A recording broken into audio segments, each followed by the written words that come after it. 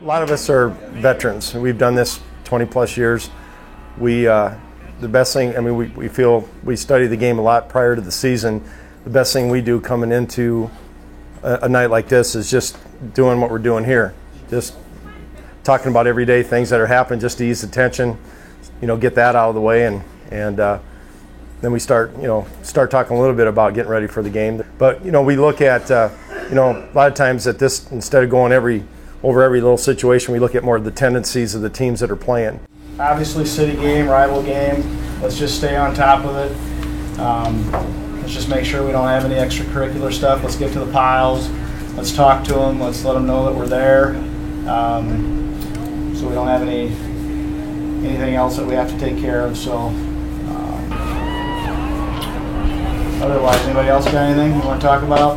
This year for pregame, I mean, we've already talked about it last week a lot, but some of the new rules that are been instated into high school football this year, some of them dealing with the kicking game, making sure the players are ahead of the 35-yard line and not touching it to control their speed coming down the field, because that's where most of the injuries have been shown to occur. So we got to really make sure we're on top of that mechanic. But the point of emphasis this year has been the targeting, hitting above the head and shoulder, and that rule has always been there, but there's just been more emphasis, and we're just keeping an eye on it. I've been doing this for 30 years, and every game I always get that, couple first plays of the game, you got a few jitters going on just to, because a lot of times we're reffing. It's a big game for the student athletes out there, and we got to be on top of our game right from the first play. So yeah, the jitters are always there just until kickoff. No different than playing the game when you had to get a first hit out of the way to feel comfortable.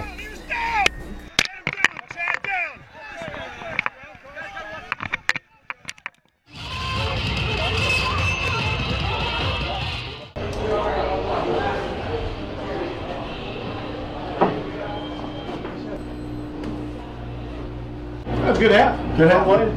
Yeah. That's a physical action out there. I would say it's not for the money. I would say it's enjoyable for me. I played football in high school.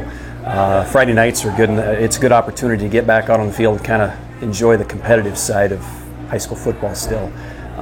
Family supports me, so it's fun to get out. I wouldn't say we do this for the money. We spend a lot of time doing it, but it's a good time. It's a good time. How many years have you been doing this?